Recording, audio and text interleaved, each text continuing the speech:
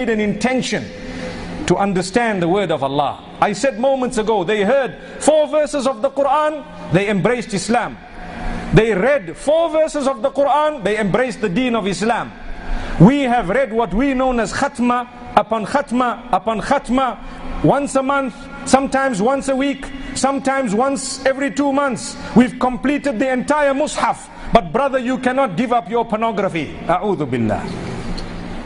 It did not move you. Pornography is the problem of the age, wallahi. It's a difficulty.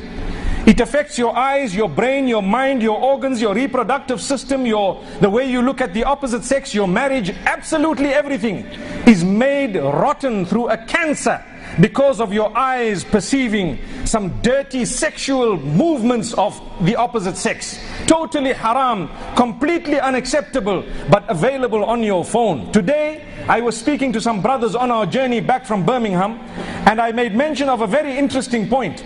Your mobile phone that you have, my brothers, my sisters, can take you to Jannah or Jahannam. Remember that. The way you use it. You have any scholar on the globe that Allah has used to affect you and impact on you at your fingertips.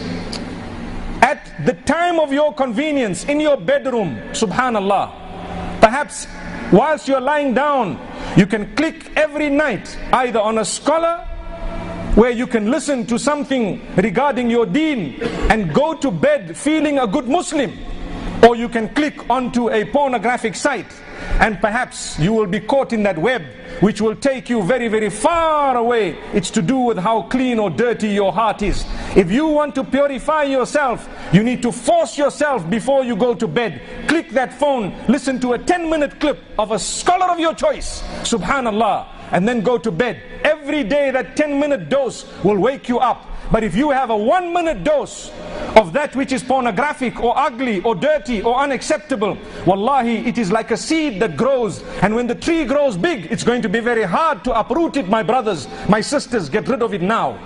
Now, make an intention here and now. Ya Allah, if you take me before I exit this masjid, let me be a pure person. I seek forgiveness for all my sins. I change my life. Allahu Akbar. How many more scholars would you like to hear before you change your life? Before you decide to purify that heart of yours? Without an effort from you, the heart is not going to be purified. When you have your own kitchen and you've cooked your food and your pans are dirty, you cannot just look at the pans and expect them to become clean. Even if you've got a dishwasher, you've got to pick the thing up, put it into the dishwasher, choose the detergent, turn on the water, press the button, then things happen. Subhanallah. We still don't have that eye control, the eye control of the pan. And if you thought you did, they'd take you to the hospital, believe me. May Allah subhanahu wa ta'ala safeguard us. So these are powerful words of reminder for myself to begin with. My brother, my sister, how do you use your Twitter account?